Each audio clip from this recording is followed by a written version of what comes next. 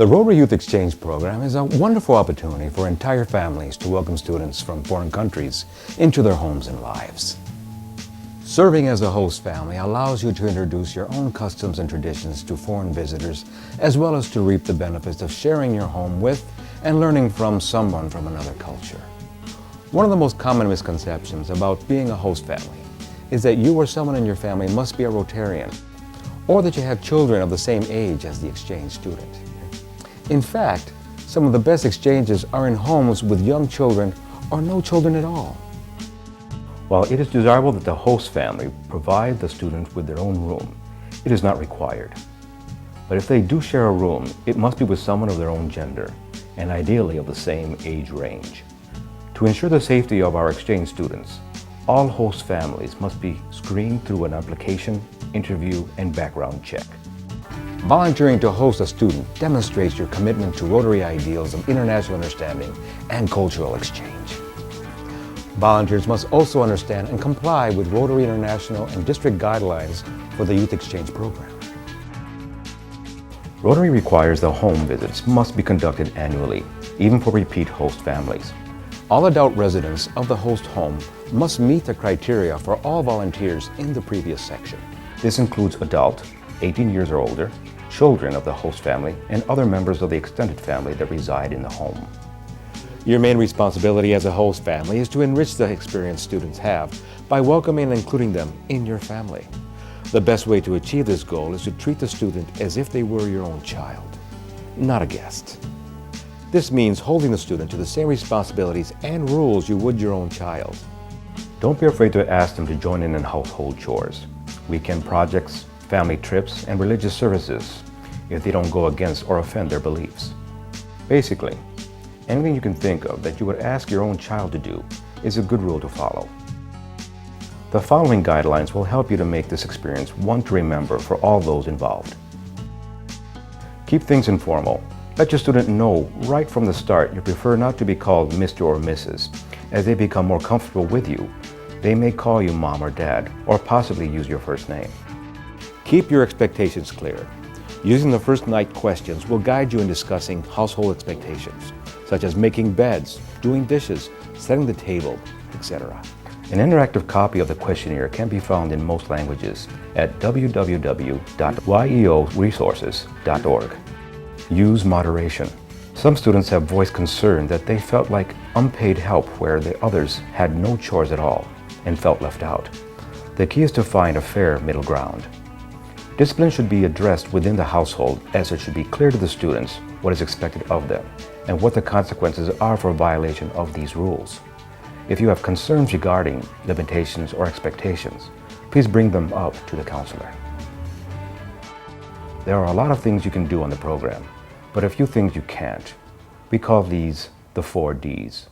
One of the 4 Ds of the Youth Exchange Program is no drinking. Alcoholic beverages are not permitted.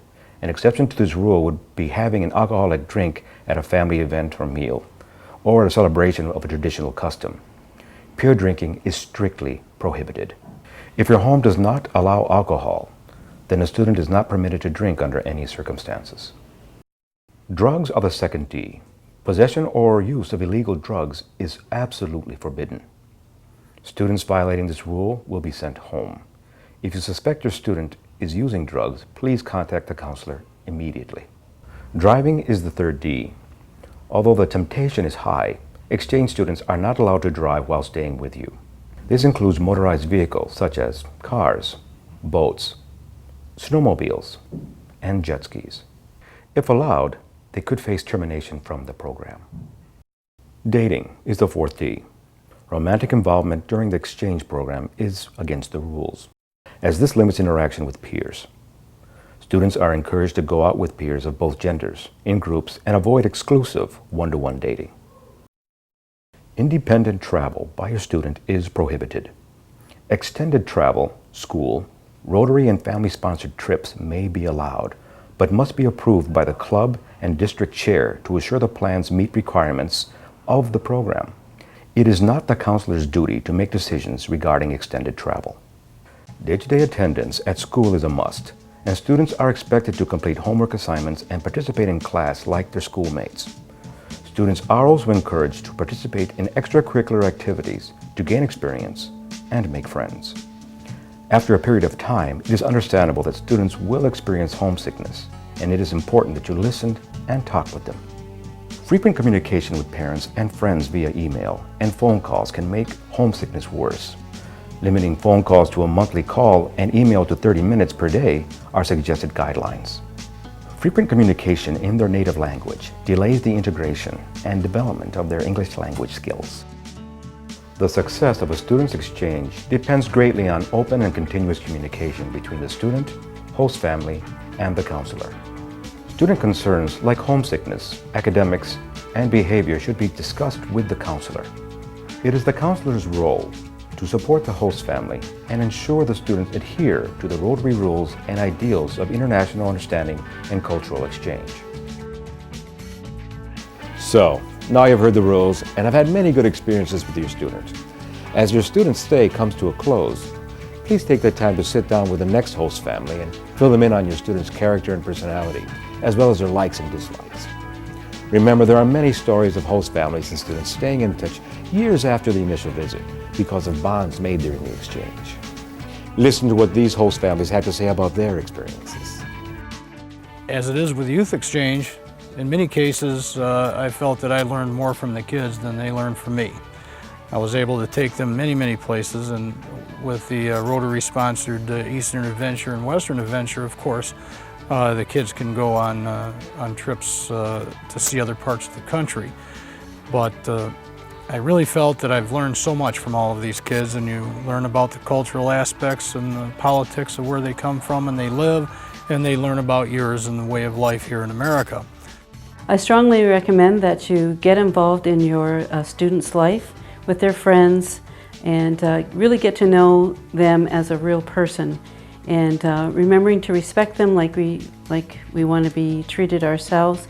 And I think you'll really benefit from getting to know someone from a different country. It just really makes you think that the world is small, and it's really been fun for us, and opens up new worlds, and it's really been a good experience for us. And in fact, we are taking another one this year as well from Mexico. I'm really looking forward to having her be part of our family as well.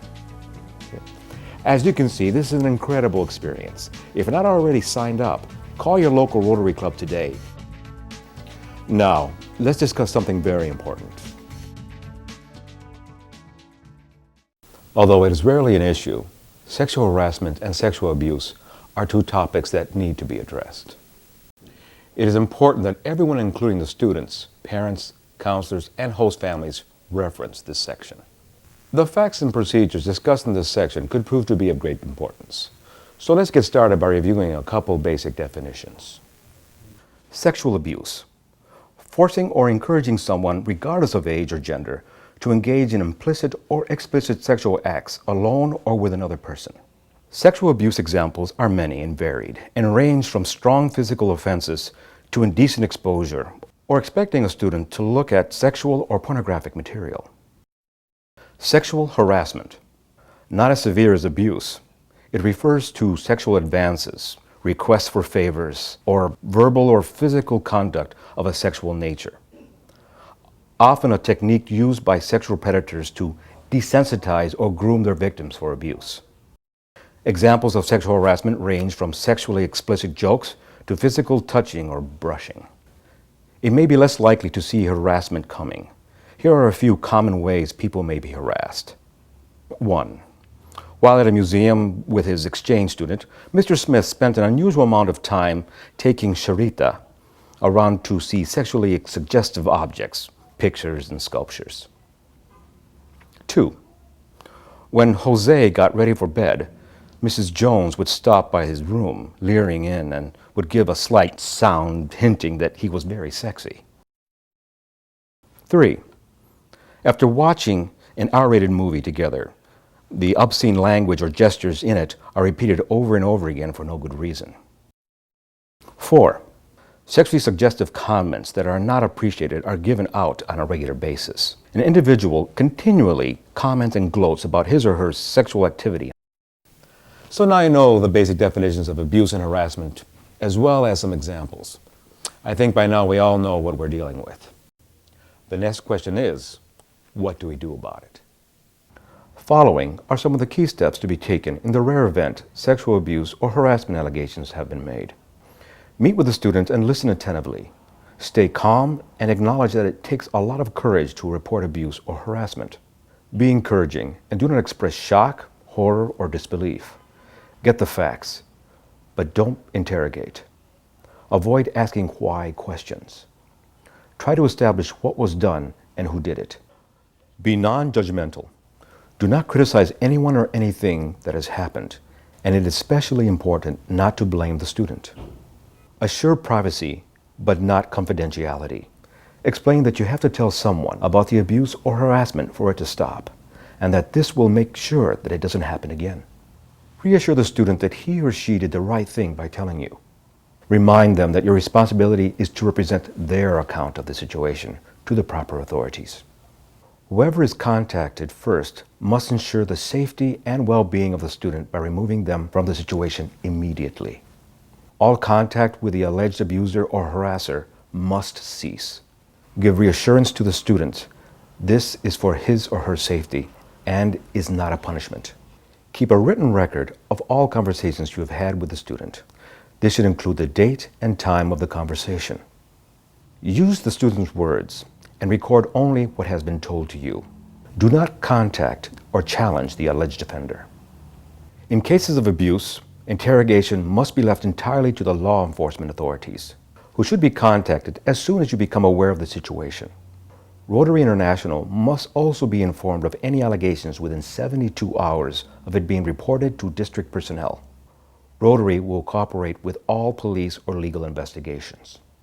You will likely be requested to provide the following information: the student's name and location, the suspected perpetrator's name and relationship to the child, if known, a description of what you have seen or heard regarding the abuse or neglect, the names of people having knowledge of the abuse, your name and phone number.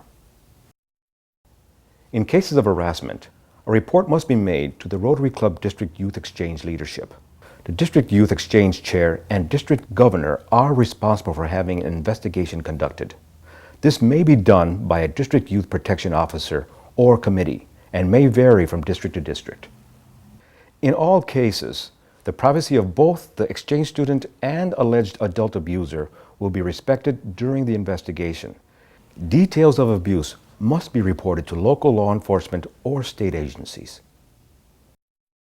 In conclusion, while it is very rare that abuse or harassment ever takes place on a Rotary Youth Exchange program, it is our responsibility to inform and educate you on the proper procedure for handling this subject, in the case it does occur. For a complete list of these guidelines, check your district or multi-district website, or with your Youth Exchange chair. There is also a printable PDF version available at the end of this DVD. Become a host family of the Rotary International Youth Exchange Program. It will be an experience you, your family, and a student will not soon forget.